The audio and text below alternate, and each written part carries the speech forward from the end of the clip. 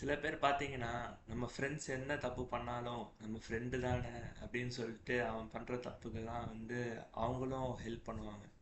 இல்லைன்னா கண்டுக்க மாட்டாங்க. அதேமாரி சில பேர் நான் வந்து நம்மளோட எதிரி அப்படின்னு சொல்லிட்டு அவன் கரெக்டாக சில சுச்சுவேஷனில் நடந்தாலும், நீ பண்ணுறது எல்லாமே தப்பு தான் அப்படின்னு சொல்லுவாங்க. ஆனால் திருவள்ளுவர் என்ன தெரியுமா சொல்றாரு, இப்படி பயாஸ்டாவே இருக்கக்கூடாது. நீங்கள் எப்பயுமே வந்து நடுவு நிலைமையாக இருக்கணும். நீங்கள் வந்து எல்லாருக்குமே ஒரு நியாயத்துக்கு வந்து சாதகமாக இருக்கணும் அப்படிங்கிறார். சரி, திருக்குறள் என்ன சொல்கிறான்னு பார்ப்போமா? This is your Venkatesh Muthiah. Welcome to our 111th video. இந்த வீடியோவில் நம்ம என்ன பார்க்க போகிறோம்னா, திருக்குறளில் இருக்கிற அதிகாரம் நம்பர் 11 நடுவு நிலைமை. அதில் இருக்கிற குறள் நம்பர் 1 பார்க்க போகிறோம். குறள்: தகுதி என ஒன்று நன்றே பகுதியால் பார்ப்பட்டு ஒழுகப் பெறின். ரிப்பீட்டிங்: தகுதி என ஒன்று நன்றே பகுதியால் பார்ப்பட்டு ஒழுகப் பெறின்.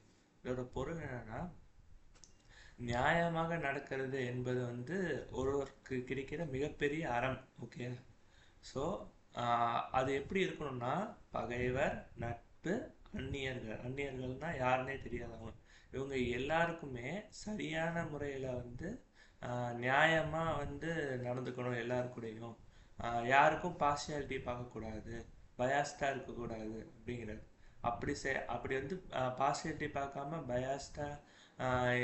பயாஸ்டாக இல்லாமல் நம்ம வந்து நியாயமாக இருக்கிறது தான் உண்மையான நல்லவங்க அப்படின்னு நம்மளே சொல்லிக்கலாம். இல்லைன்னா வந்து இப்படி பார்ஷியாலிட்டியாக இருந்தாலும் நம்ம கெட்டவர் தான் அப்படின்னு சொல்கிறாரு. ஸோ நம்மளுமே யாருக்குமே பார்ஷியாலிட்டி பார்க்காம எல்லாரோடையும் சமமாக எல்லாரையும் மதித்து நியாயமாக நடந்துக்கணும்னு சொல்லிக்கிறேன். தேங்க்யூ.